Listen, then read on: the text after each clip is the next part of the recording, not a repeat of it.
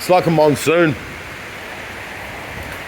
Surprise, surprise, guys. Here we go again with another freak problem for my Hyundai. So, 100,000 Ks.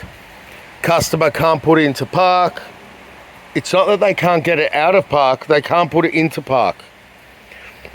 So basically what this car needs is this thing. But what we found was, this plunger, this is a shaft that runs through this piece, okay, which is the shift lock override. And as you can see here is your cable.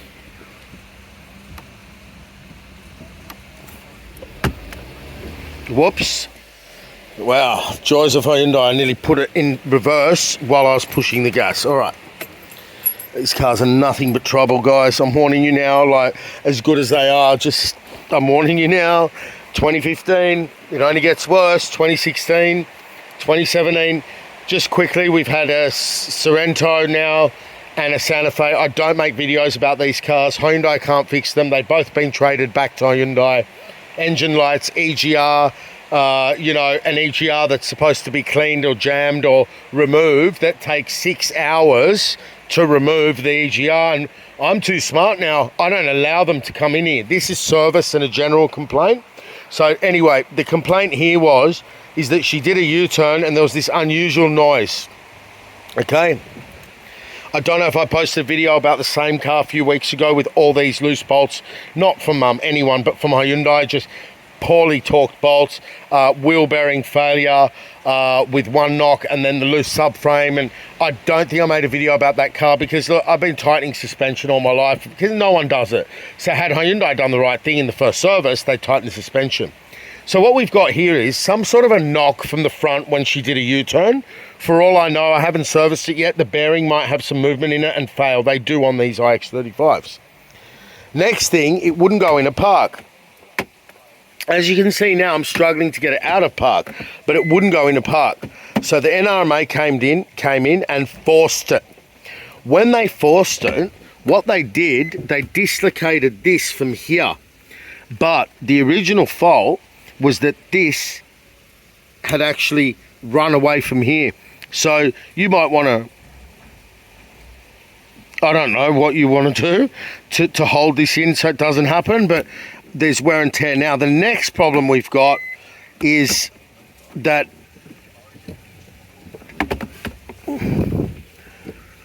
you can see here, that's the shift solenoid. Now there's a cable going here, right? Look,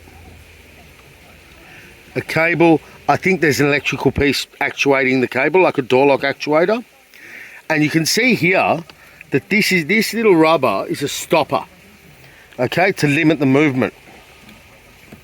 Okay, it's a stopper to limit the movement. Now, if your solenoid's going to be weak, you're going to get this problem. There we go. Do you hear that? Now the reason is, look, whoa, there we go. That's the reason it dislocated and stuff. But apparently an RMA forced it, right? So they forced it. Now,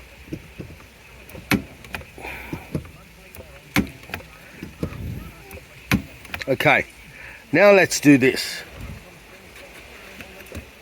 There we go. So what's the problem, guys? The problem is this piece wears where the cable is.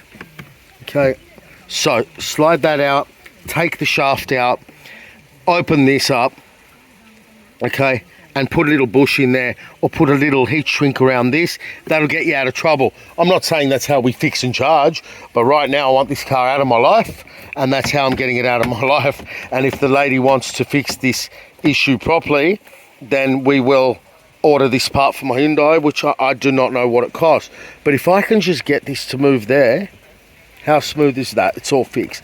So what we're doing now, can I do it live? So bear in mind, when this car came in, this part was actually out. Okay, can we do it live? Take that out. We now have to dislocate this piece. Now we lift it up, we disconnect the cable, put a piece of heat shrink around this cable, okay, or something ingenious like that, and you're done. The issue is the wear and tear here, okay, or something's fallen out of here. There is evidence there might have been something in there, but I can't find it anywhere. You do get this with brake lights staying on Camrys and Jap cars when the little rubber falls out. And remember my Hyundai Getz video where you couldn't start the Hyundai Getzes because the little rubber falls off where the clutch switch is? Same principle, guys. Okay, same principle. There's a bush here possibly missing, or it's wear and tear. It looks to me that there should have been something in there, but the fact that it would fall out on its own, it just is a testament to Hyundai and how they are very good at imitating stuff to make us think they're reliable cars. This again to me is a very minor issue, but they're not reliable cars, guys. They're great for 4 years. Anyway, have a good day, bye.